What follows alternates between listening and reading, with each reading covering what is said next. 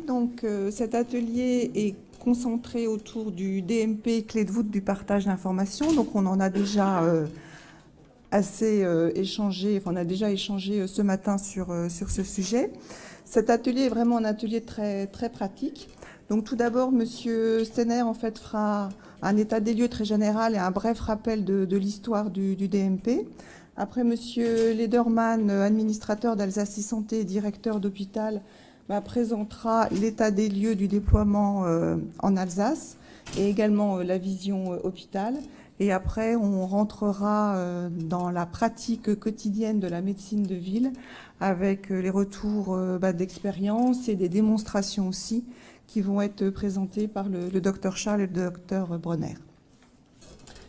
Et naturellement, après, par la suite, place au partage de l'information et aux échanges autour de tous ces outils, donc le DMP, mais également les messageries sécurisées de santé, mais également tous les outils connexes autour de la biologie, autour de Simral, qui vont vous être présentés et démontrés lors de cet atelier. Donc il y a également Monsieur Ulrich qui est là, donc qui représente le professeur Saint-Calbre autour des outils de télémédecine.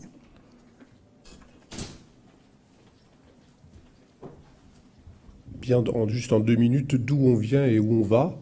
Donc, je voulais simplement resituer l'étape actuelle du DMP donc, dans laquelle on est en train de rentrer par rapport au parcours un peu compliqué du DMP depuis le début, depuis 2006, la première expérimentation 2006.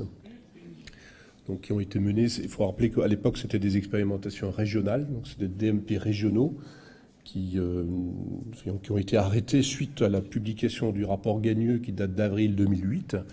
Et donc on a mis fin à des expérimentations régionales pour démarrer un nouveau projet qui est un DMP national, donc qui a été démarré en 2009 avec la création d'ailleurs de l'ASIP Santé et surtout de définir un cadre d'interopérabilité pour qu'on puisse permettre à des logiciels métiers d'interopérer avec le DMP, donc d'éviter les doubles saisies.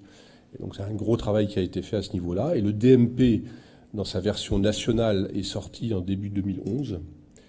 Et c'est sur DMP aujourd'hui qui est toujours en cours de déploiement, donc en 2014, jusqu'à l'annonce de la ministre d'un DMP dit de deuxième génération, qui va être ciblé sur des usages prioritaires autour du parcours des personnes âgées et des maladies chroniques, qui repose techniquement sur le DMP actuel, qui aura un déploiement un peu différent parce qu'il est confié à l'assurance maladie, et dans lequel, pour répondre à des points qui ont été évoqués ce matin, un certain nombre de documents minimum seront obligatoires dans le DMP, dont notamment le volet médical de synthèse qui a été évoqué ce matin, dont la fiche de liaison donc sortie d'hôpital, et quelques autres documents, je n'ai pas forcément tout en tête. Voilà, donc des documents à minima qui vont être qui vont être obligatoires, une contractualisation qui va être faite entre l'assurance maladie et les médecins libéraux sur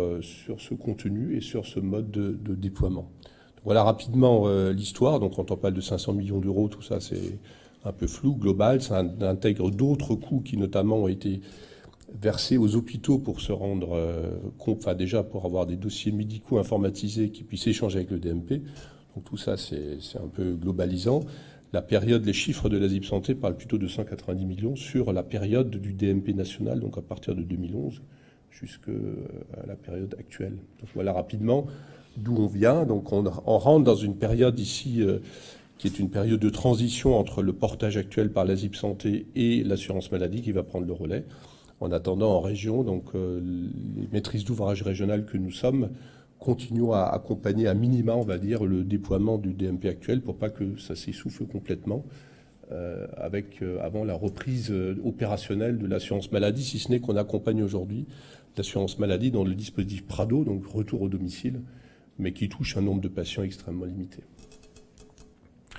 Donc les atouts du DMP, donc je ne reviens pas, il y a un cadre législatif et juridique qui est clair et qui permet de travailler dans des conditions complètement sécurisées, un cadre d'interopérabilité technique extrêmement solide, enfin, souvent c'est ce qu'on oublie, mais on a un cadre d'interopérabilité qui permet aujourd'hui, et on le voit d'ailleurs sur d'autres projets, qui est extrêmement solide et qui permet d'échanger des données de toute nature, notamment on le fait sur la biologie, on le fait sur l'imagerie médicale, sans ce cadre d'interopérabilité, tous ces projets lourd pourrait pas se mener. Donc je crois qu'il faut vraiment insister là-dessus, et c'est un peu la partie immergée de l'iceberg. L'identification de nombreux usages potentiels, donc il y a quand même un certain nombre de dossiers qui sont ouverts, des usages, donc dans le désordre, la communication ville-hôpital, donc ça a été évoqué ce matin, des médecins traitants spécialistes, donc là aussi ça a été évoqué, la coordination au sein du parcours de soins et donc les expérimentations PRPA aujourd'hui dans les régions qui mettent en place ce dispositif utilisent le DMP comme principal vecteur de partage. Le dossier de liaison d'urgence et le volet de synthèse médicale qui aujourd'hui est déployé dans des EHPAD, et donc nous sommes en train d'accompagner des EHPAD en Alsace, et dedans il y aura le DLU, donc le dossier de liaison d'urgence, qui permet, quand la personne arrive aux urgences, que le dossier suive et qu'il ne se perde pas en route comme aujourd'hui. Le retour au domicile Prado, on l'a évoqué. Le suivi des maladies chroniques avec le suivi longitudinal grâce à notamment la biologie, l'imagerie. Le support aux actes de télémédecine. Aujourd'hui, les télémédecines qui vous a été présenté ce matin utilisent le DMP comme vecteur de partage, etc. Donc aujourd'hui, effectivement, il y a tous ces usages qui ont été initiés qu'il faut continuer à déployer au-delà des sujets ou des problèmes qui ont été mentionnés. Et donc un service socle pour nous extrêmement important pour les projets régionaux de systèmes d'information de santé, notamment l'imagerie de la biologie, qui sans le DMP aujourd'hui pourrait pas échanger ces données de l'imagerie de biologie. La télémédecine, c'est un vecteur extrêmement important. La coordination au sein des parcours de soins et les systèmes d'information médico-sociaux aujourd'hui qui sont très intéressés par le déploiement du DMP, parce que c'est un des seuls outils aujourd'hui qui leur permettent, avec la messagerie de santé sécurisée, de partager des informations entre sites distants, entre professionnels médico-sociaux, professionnels libéraux, médecine de ville et EHPAD par exemple, ou structures médico-sociales. Voilà rapidement ce que je voulais vous dire sur cette rapide synthèse.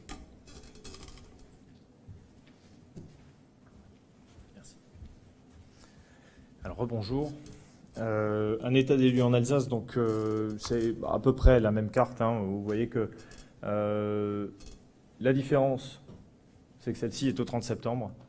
C'est-à-dire qu'aujourd'hui encore, on va dans le GCS, les équipes du GCS vont voir les établissements, vont voir les cabinets libéraux pour essayer de recueillir l'adhésion du plus grand nombre pour encore augmenter le nombre et tendre vers l'exhaustivité des professionnels de santé qui travaillent en établissement public de santé ou qui soient en cabinet de ville pour faire du DMP.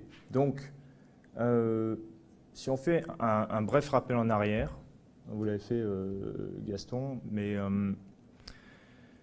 je crois que la réussite du DMP, elle est aujourd'hui assurée, mais je crois qu'on est allé peut-être un peu plus vite que les pouvoirs publics. Peut-être un peu trop vite par rapport à la réactivité du ministère.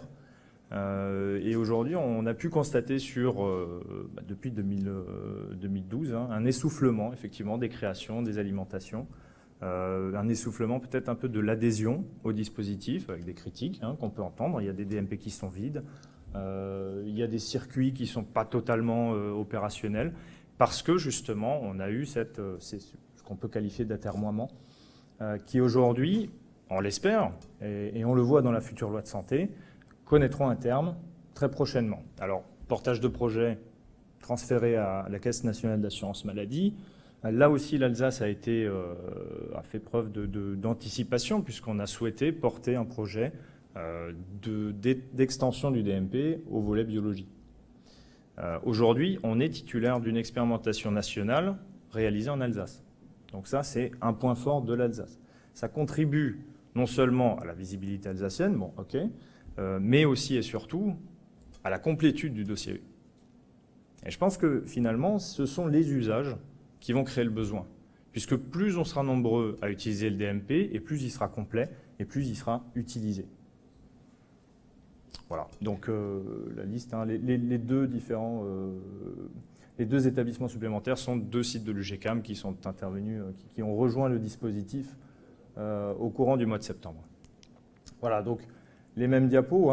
C'est sûr qu'on a 50 000 DMP créés. Sur ces 50 000, il y en a à peu près 30 000 qui sont alimentés. J'aurais pu rajouter également le nombre de documents. Le nombre du document, il excède évidemment. Il y a en moyenne 3 documents par DMP alimenté. des cultures qui sont encore un petit peu différentes au niveau de l'alimentation, du fait de l'incomplétude finalement des documents qu'on peut alimenter. Voilà, donc avec l'imagerie, avec la biologie, on a bon espoir de susciter finalement des usages. Et là, encore une fois, aujourd'hui, dans le projet de loi de santé, on se rend compte que ce sont les maladies chroniques et la gériatrie qui sont sur des parcours de soins un peu spécifiques. Là aussi, à la jeunesse du DMP, sous l'administration de Pascal Charles, c'était le mode opératoire qu'on avait retenu en Alsace, c'est-à-dire favoriser les parcours de soins sur la gériatrie, sur la rhumato, sur la pneumo, pour identifier véritablement les patients pour lesquels la coordination des soins est la plus importante, ou pour laquelle le DMP a le plus de plus-value. Voilà, donc on est parti un peu vite. Finalement, les pouvoirs publics nous rejoignent. Moi, je pense qu'on est sur la bonne voie et on a suffisamment anticipé pour que le DMP soit véritablement l'outil de coordination entre l'hôpital et la ville pour le plus grand bénéfice du patient. Voilà, Pascal Charles.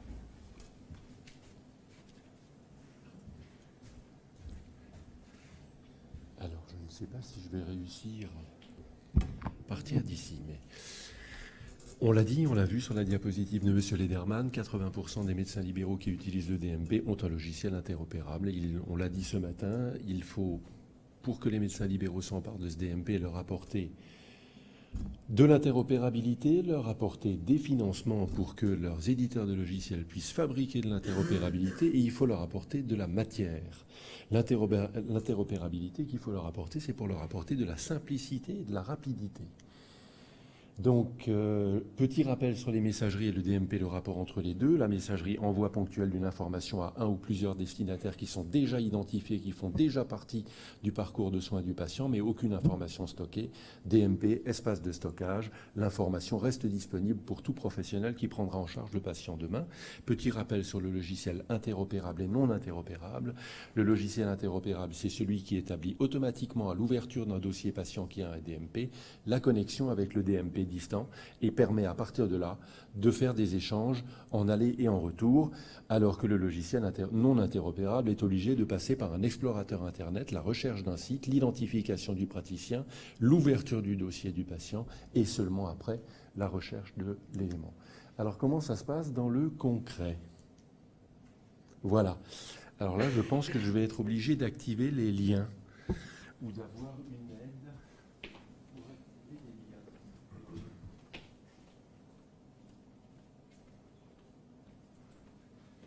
Je travaille sur un logiciel interopérable qui est le logiciel Hellodoc, mais d'autres éditeurs travaillent sur cette interopérabilité-là. Axilog est interopérable sur Axis Santé 4, CGDIM est interopérable sur la plupart de ces logiciels. Alors, ça charge? C'est bien. Je crois que le premier chargement est un peu long. Voilà. Voilà une petite animation sur l'import. Petite flèche vers le bas, on déclenche l'import du document. On arrive sur le DMP, on lance la recherche. Vous voyez qu'on peut la cibler par date ou par catégorie. On choisit le document. On clique sur la petite flèche jaune qui est la commande d'importation. On lance sur le bouton OK et l'import du dossier est fait. Et voici le document qui arrive et qui est classé à la bonne date. On ne peut pas rêver plus simple pour actualiser son dossier médical. Vous envoyez un patient en tant que médecin généraliste chez un correspondant spécialiste ou vous l'envoyez à l'hôpital. Si le compte-rendu est sur le DMP, dans les 10 secondes, vous avez le compte-rendu. Après, nous avons, je crois qu'il faut fermer pour revenir au deuxième lien. Voilà. Alors, manifestement, le dépôt manuel a perdu son lien, mais ce n'est pas grave. Ça, c'est une fonctionnalité Hellodoc qui est très proche de la fonctionnalité des hôpitaux publics. C'est l'alimentation automatique du DMP. Vous avez, au cours de votre journée, fait de multiples consultations, élaboré de multiples documents que vous voulez envoyer sur le DMP. Le soir, vous cliquez sur la petite flèche qui est là-haut. Vous vous identifiez avec le code de votre carte CPS et à partir de là, votre logiciel ouvre l'un après l'autre tous les dossiers que vous avez, sur lesquels il y a des éléments sur lesquels vous avez mis la coche « Allez sur le DMP », il les ouvre, il élabore la requête, il envoie et il fait ça en tâche de fond. Vous rentrez chez vous et le lendemain matin, quand vous revenez, tous les dossiers DMP ont été alimentés avec les documents que vous avez fabriqués. C'est évidemment une modalité d'alimentation du DMP qui est extrêmement rapide et extrêmement pratique et qui contraste, je pense que là on peut se terminer, qui contraste avec l'utilisation du web DMP, et on peut comprendre pourquoi les médecins qui ont un déficit cruel de temps, c'est ce qui leur manque le plus, n'utilisent pas aussi volontiers le web DMP. On tape le DMP, on cherche le site du DMP. Ah, là, on s'identifie.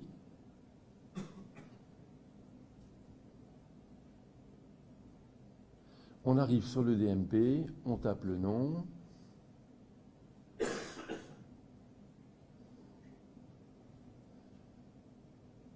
est le navigateur nécessaire qui permet d'aller sur le DMP? Fonctionnent tous.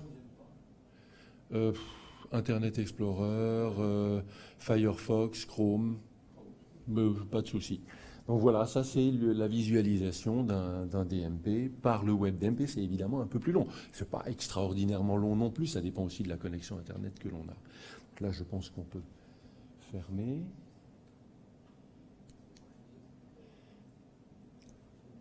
Voilà. On l'a dit, pour que les médecins s'y intéressent, il faut aussi leur apporter de la matière dans le DMP.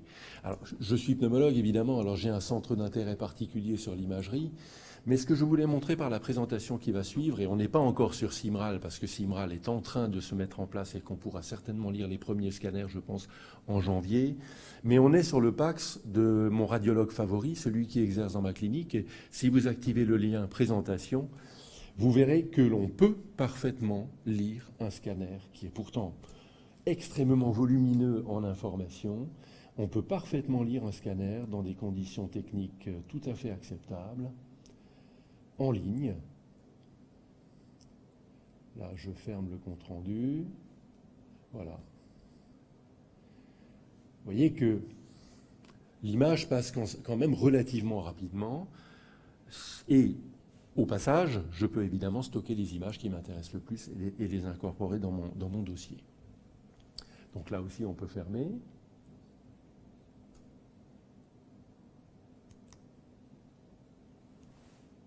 La biologie, ça correspond à la copie d'écran que je vous ai montrée ce matin, c'est-à-dire qu'il faut montrer la biologie sur un mode ergonomique. Il faut la montrer sous la forme d'un tableau qui est classé chronologiquement par colonne et sur le plan des lignes par paramètre et à partir duquel on puisse produire des courbes. Comment ça marche? Présentation. C'est donc l'outil à l'origine duquel se trouve l'équipe de Jacques Saint-Calbre et Damien Ulrich qui est ici présent.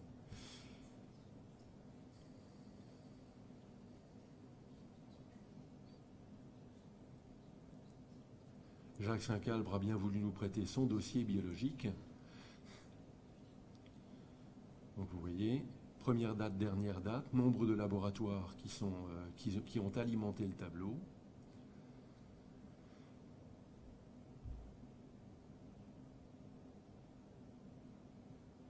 Donc le tableau avec les différents paramètres biologiques, en rouge les valeurs qui sont anormales, la possibilité de ranger ces valeurs biologiques dans des cadres, sans chimie, sans total, la possibilité d'élaborer des courbes qui sont chaque fois entourées par les valeurs normales pour le laboratoire, c'est pour ça qu'elles ne sont pas les mêmes pour chaque dosage. La possibilité aussi sur un même schéma, vous voyez que les valeurs ne sont pas les mêmes selon le laboratoire, mais ça on le sait. Donc ça permet quand même l'analyse critique et de savoir si on peut comparer ou pas les paramètres. Sur un même diagramme, si l'on a envie de le faire, on peut mettre plusieurs paramètres. Voilà. On peut imprimer, évidemment, en sélectionnant les dates de début, les dates de fin, en sélectionnant le type de paramètres que l'on veut imprimer et que l'on veut éventuellement enregistrer dans son dossier.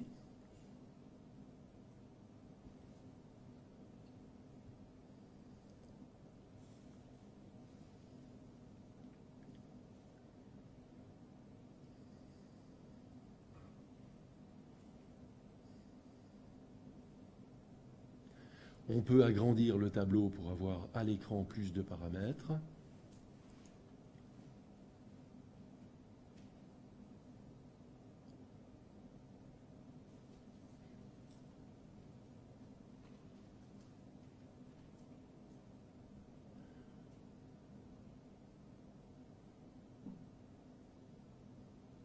Voilà, c'est là qu'on peut mettre plusieurs paramètres sur un même diagramme.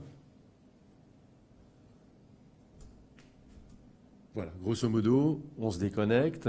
Voilà l'application que nous souhaitons mettre dans le DMP sur le plan de la biologie, qui permettrait effectivement à la fois de la présenter de manière ergonomique et de retrouver rapidement le paramètre que l'on recherche, et éventuellement sa courbe évolutive.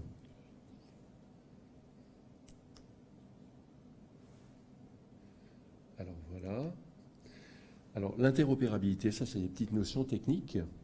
Axilog, Elodog, Crossway, vous émettez un document, il n'est pas intégré automatiquement dans le logiciel du voisin. On est dans un processus de concurrence commerciale et ils n'ont pas forcément intérêt à se mettre en interopérabilité directe.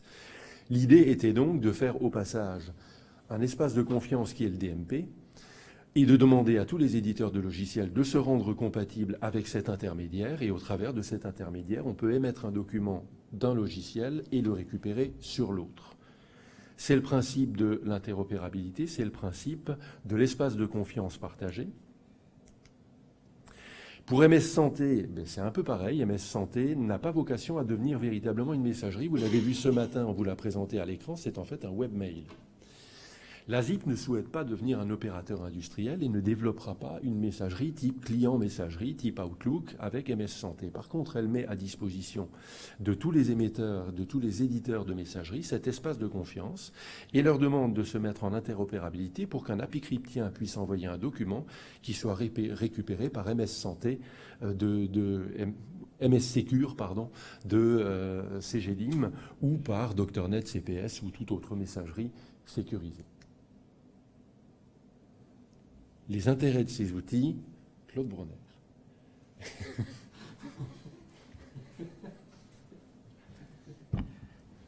Je vais être très rapide. J'ai dit l'essentiel de ce matin.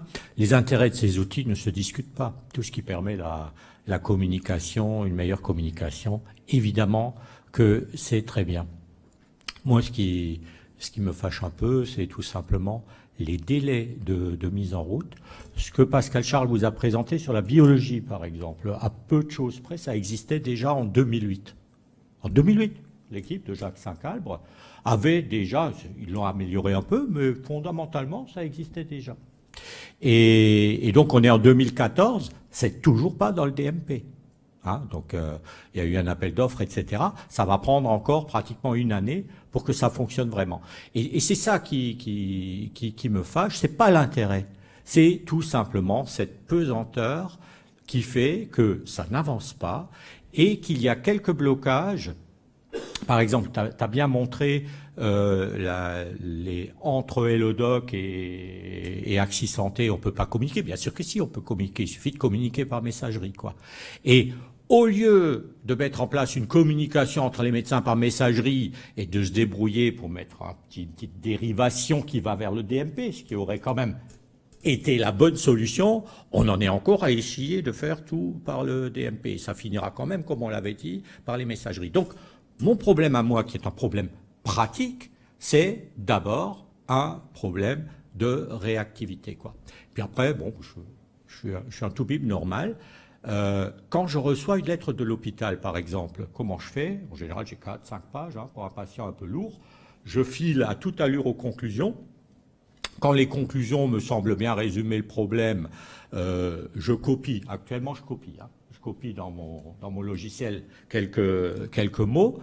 Et puis ça me va bien. C'est un truc que je veux creuser. Je vais aller plus loin, quoi. Et c'est ça, en fait, qui manque dans ce dispositif. C'est ce qu'on a discuté ce matin. C'est ce côté synthèse qui fait que dans la plupart des situations, la synthèse est tout à fait satisfaisante.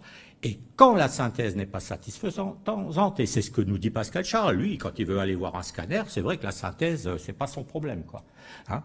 Eh bien oui, qu'on puisse y aller, avec tous les outils que tu as montrés, ça c'est super, quoi. Mais au départ, ce qu'il faut, c'est quand même pour tout le monde, tous ceux qui sont obligés d'intervenir ou amenés à intervenir, qu'il y ait quelque chose qui leur permette d'aller vite, et donc une vraie synthèse.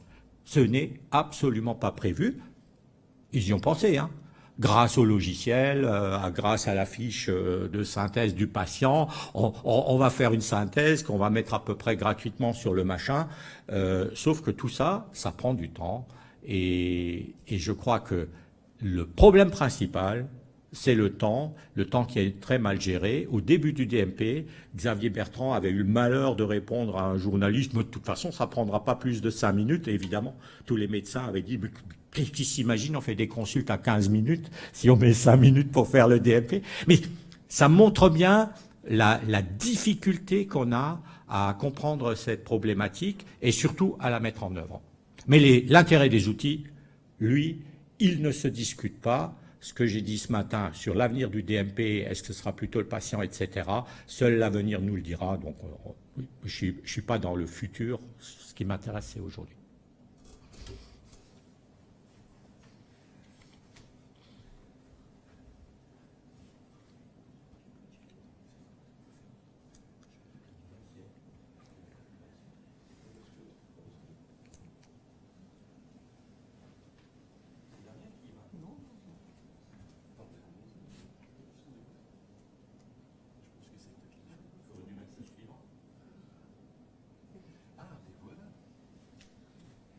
On avait encore la discussion de l'intérêt en médecine de spécialité et en médecine générale.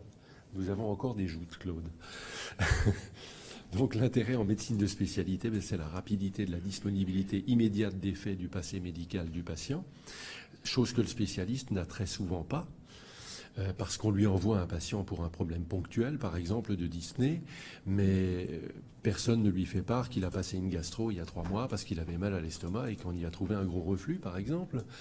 Donc ça évite bien les appels téléphoniques de la secrétaire, gain de temps, gain de gestion.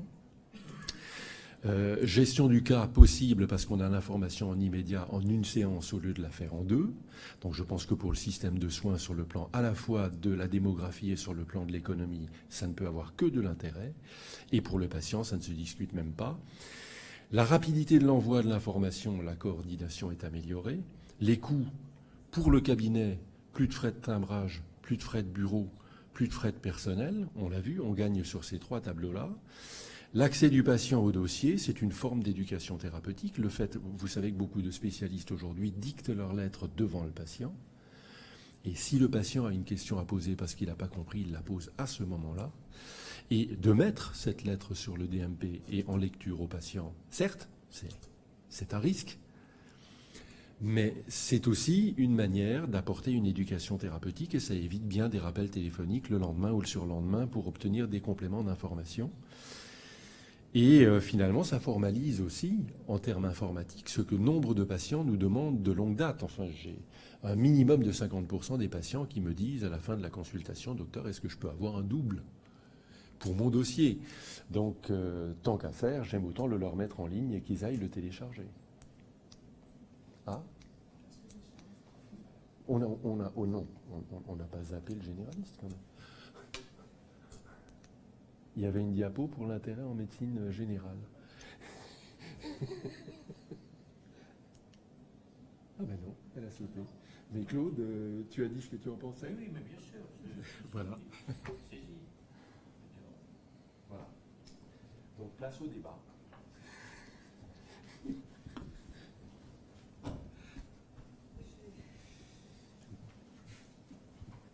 J'ai un peu du mal avec le DMP, j'avoue. Alors, je ne sais pas si vraiment il y en a beaucoup qui alimentent, mais bon, j'ai eu une petite formation parce que quelqu'un est venu au cabinet. Le logiciel, normalement, fonctionne. Mais ce que je remarque quand même beaucoup, c'est que beaucoup de DMP sont vides. Oui. Complètement vides. Alors, ils ont été créés, mais ils sont vides. Et une autre question que je me pose, est-ce que quand on vous envoie, quand un médecin, par exemple, vous envoie un malade, est-ce qu'il y a quand même une lettre à faire? Est-ce que ça suffit de mettre cette lettre dans le DMP ou est-ce qu'il faut quand même l'envoyer au médecin référent? Non. Alors, réponse à la première question.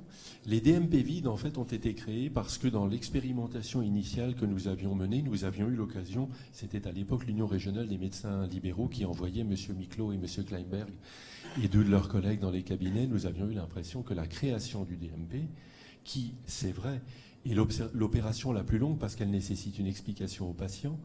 Moi, j'arrive à le faire en moins d'une minute, mais parfois les patients me prennent plus de temps. La création du DMP était quelque chose qui faisait reculer les médecins, et en particulier les médecins en médecine générale. Et donc, on a pris le parti de demander aux hôpitaux, au CHU, à Agno, à Saverne, de créer les DMP. Et parfois, ils ont créé des DMP pour des accompagnants de personnes qui venaient en consultation. Ils ont créé les DMP pour des gens qui venaient en consultation.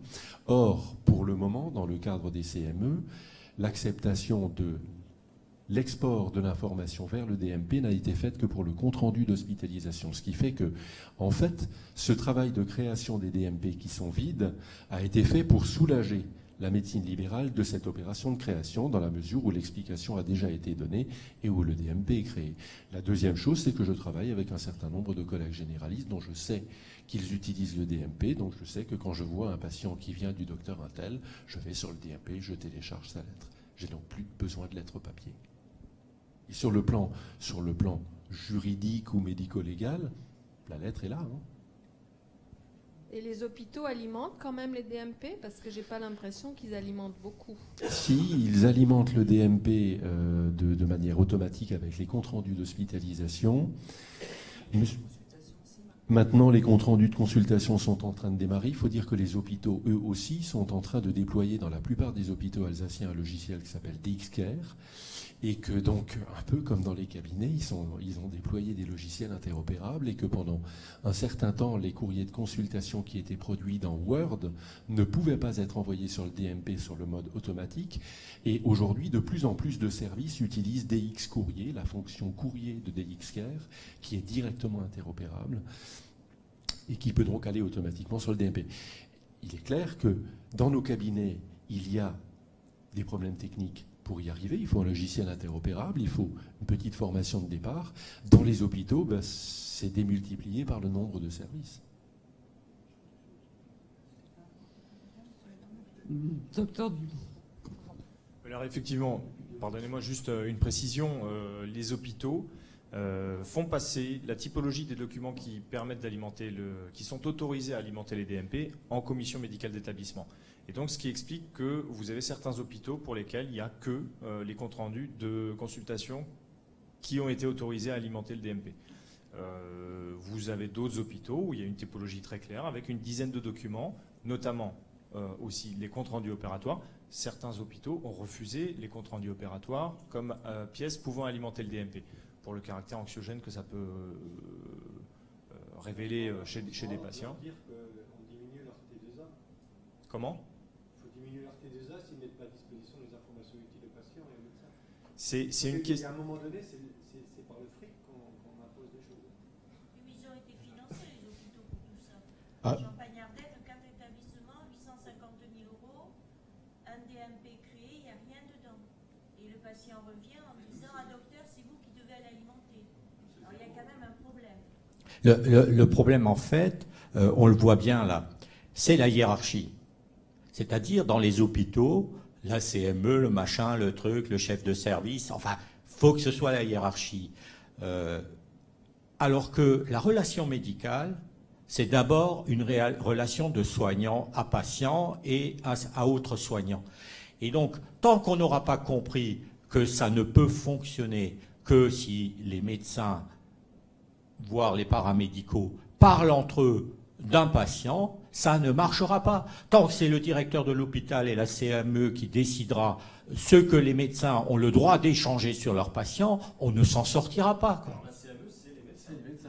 Non, la CME, c'est pas les médecins. La CME, c'est une machine la CME, c'est comme si moi, médecin libéral, parce que je suis syndicaliste, je décidais pour mes confrères ce qu'ils ont le droit d'envoyer aux autres. C'est exactement la même chose. On fait une assemblée générale et on décide, voilà, ils n'ont le droit d'envoyer que ça. C'est la machine. Tiens, je vais vous raconter une anecdote, elle est très rapide. Il n'y a pas longtemps, j'ai vu Van Rekekem pour lui dire « Mais pourquoi vous ne nous permettez pas d'écrire par mail à vos médecins conseils ?» Vous savez quelle a été la réponse? La réponse, j'en suis resté sur les fesses, la réponse, ça a été « Mais si je fais ça, je ne contrôle plus ce qu'ils font. » Eh bien, dans les hôpitaux, c'est exactement la même approche. Et il faut qu'on sorte de cette approche tant qu'on ne se parlera pas de professionnels de santé à professionnels de santé, ça ne marchera pas. Qu'on utilise le DMP pour le faire ne me gêne pas du tout. Mais vous voyez bien que c'est la machine qui bloque et ce ne sont pas les individus. Et après, il y a le problème avec les infirmiers, avec les kinés, voire avec les assistantes sociales. Quelles données peut-on échanger? Ne peut-on pas échanger? Le sujet est loin d'être éclusé dans ce domaine. On est sur un partenariat ici, d'accord? C'est un partenariat. L'histoire du DMP en Alsace, c'est un partenariat entre l'Union régionale des médecins libéraux d'Alsace et les hôpitaux fédérés dans le GCS. On a 2 tiers, 1 tiers. Les DMP alimentés le sont aux 2 tiers par les établissements de santé et au tiers par les professionnels de santé libéraux. Et dans le tiers, Pascal Charles, on prend au moins la moitié. Voilà. Donc c'est vraiment un partenariat. Après, il y a un pouvoir médical dans les établissements de santé qui est représenté par la CME, et la CME est souveraine pour définir quels sont les documents médicaux qu'elle choisit de donner dans le DMP. C'est le patient qui est souverain. C'est pas la Alors, CME. à l'hôpital, ouais. Le patient lui donnant l'info, il est contre les droits du patient. Exactement. Loi de 2002. C'est pas ça. C'est pas ça. On est complètement d'accord. C'est-à-dire qu'il n'y a pas de rétention d'informations. C'est simplement qu'on ne va pas favoriser la disponibilité d'une information sur un support numérique. Ça, c'est les médecins qui le disent. Hein. C'est pas la direction de l'hôpital. Oui, médecin hospitalier, bien sûr. Voilà. Parce que le médecin hospitalier, il a aussi une contrainte de temps, et répondre à un patient au téléphone sur un compte-rendu opératoire, c'est un choix personnel et personne ne peut juger de ce choix-là. Ni le directeur d'établissement, ni un confrère. Je veux dire, oui, mais si le patient demande l'information, l'établissement transmet le dossier patient, le dossier papier au patient.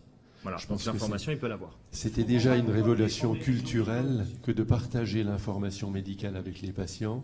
Tout le monde n'évolue pas dans une révolution culturelle au même rythme et avec la même vitesse. C'est vrai. Non, et puis bonjour, parce qu'on va essayer de prendre, parce que finalement, la parole circule librement et les micros sont éteints. Donc j'ai le micro, je suis pas prêt de le lâcher maintenant.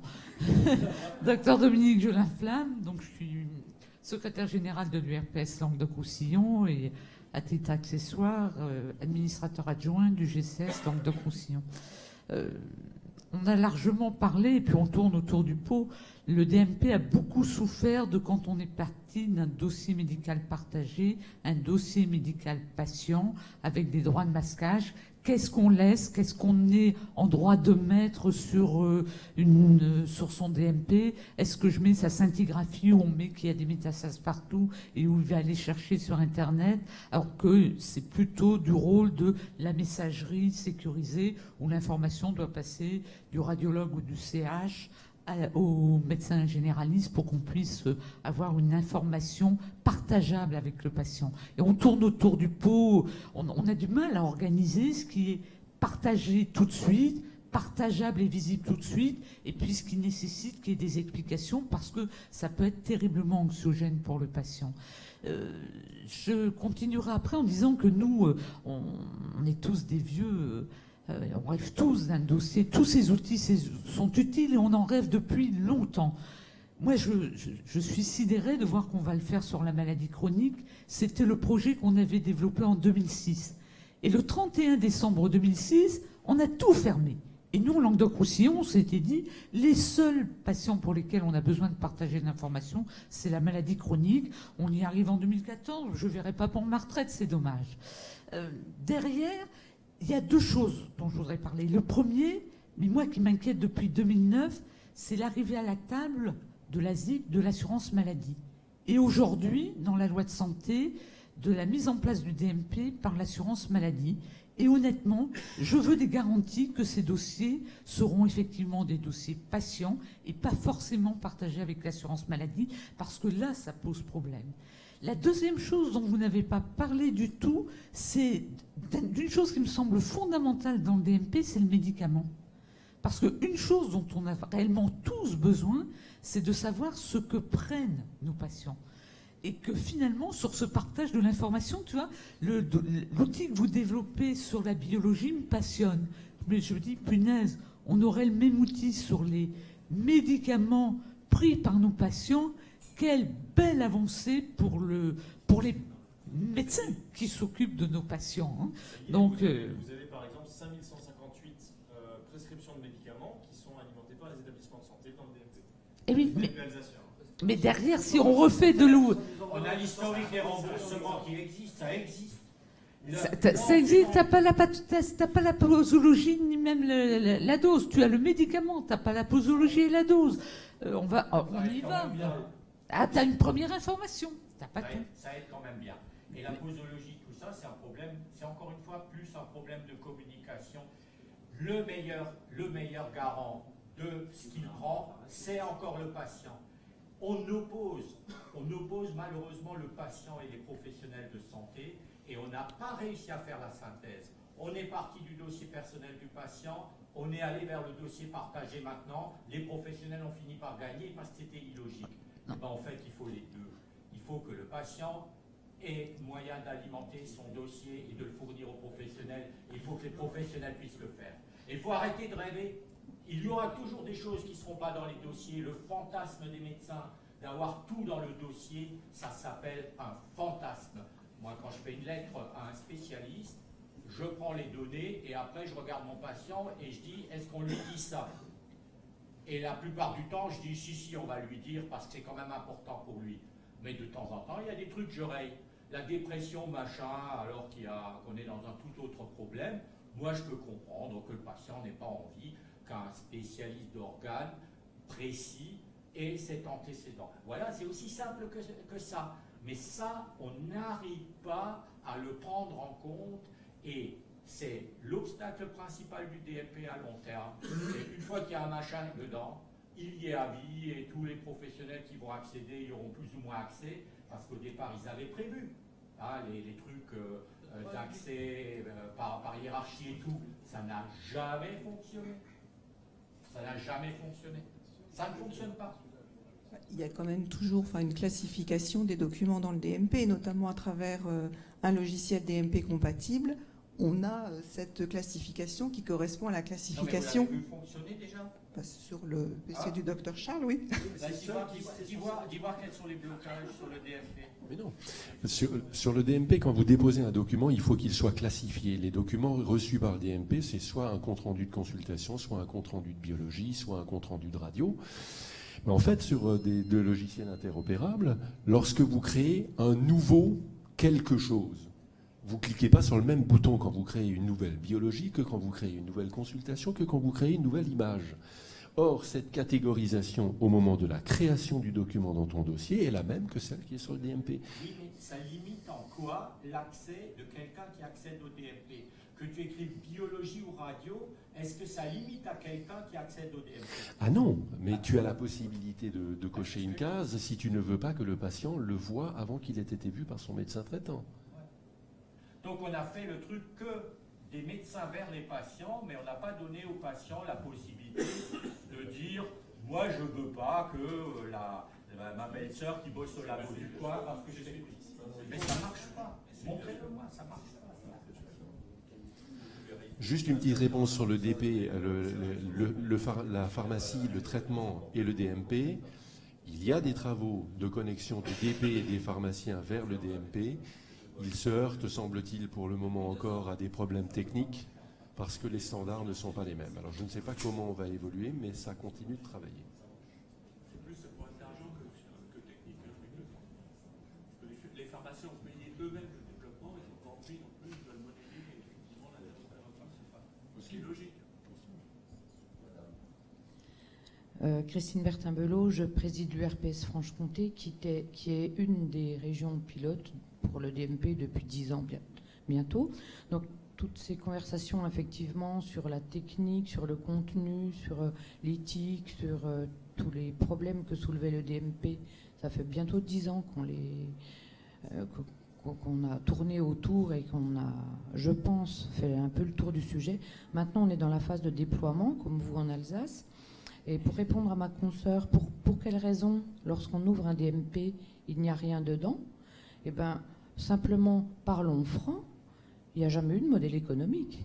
On ne va pas faire travailler les médecins pour créer des DMP, remplir des DMP, contre rien. Alors, nous, en Franche-Comté, le problème nous tourne autour, c'est-à-dire tourne autour du médecin.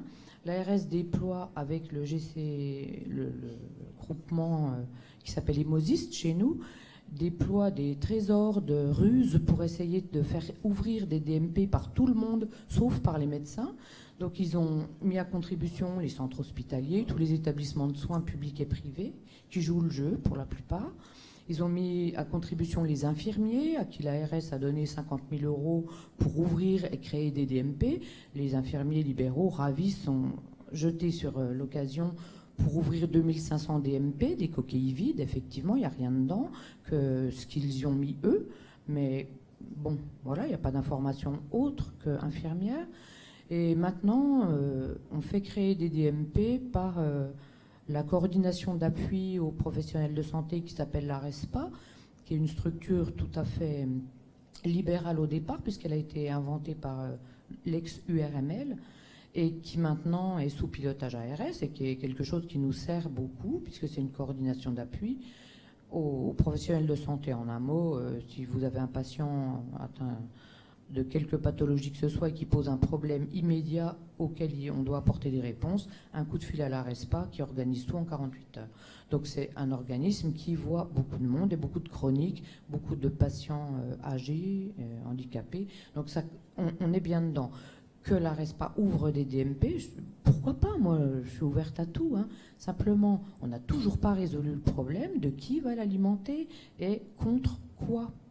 Quand on fait faire un travail à un médecin, un travail supplémentaire à celui qu'il fait actuellement, eh ben, ça se paye.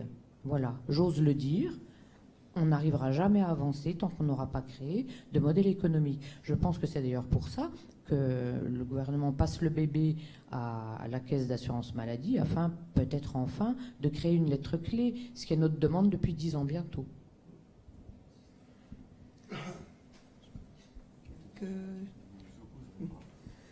Juste peut-être la dernière question, puisque le docteur Lévesque après. Oui, bonjour, je vais ramener le débat sur le terrain. Je suis médecin libéral. Dans mon cabinet, j'utilise la reconnaissance vocale, j'utilise AppyCrypt. J'ai un scanner sur mon bureau, 0 papier, et je bute quand même sur des correspondants qui n'ont pas de fax, qui n'ont pas d'ordinateur, qui n'ont pas d'adresse mail.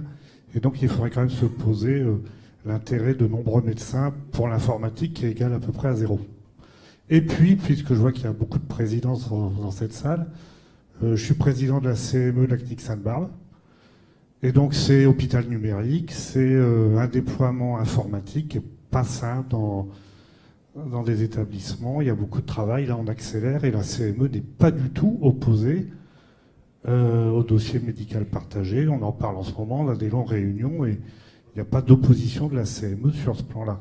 Mais il y a des oppositions de médecins qui sont allergiques à l'informatique et qui bloquent parce que dans un logiciel à la clinique, si le nom de la clinique est plus gros que leur nom, sur une lettre de sortie, ça ne leur plaît pas et on bute sur des choses comme ça.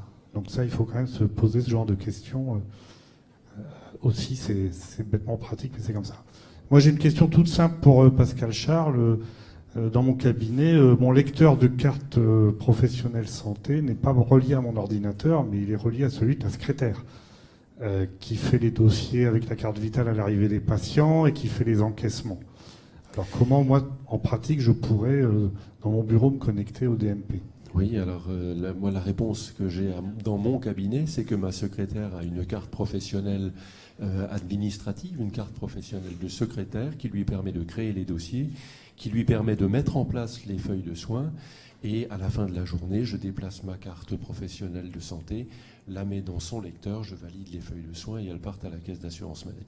Et donc sur mon lecteur, dans mon bureau, se trouve ma carte CPS qui me permet de consulter le DMP et de le créer au fur et à mesure. C'est pas un très gros travail. Les secrétaires peuvent bénéficier d'une carte professionnelle de santé aussi, qui ne leur permet pas d'accéder à tout, mais qui leur permet de créer les feuilles de soins et de créer les DMP. J'ajoute pour terminer que personne n'est jamais venu me voir dans mon bureau pour me présenter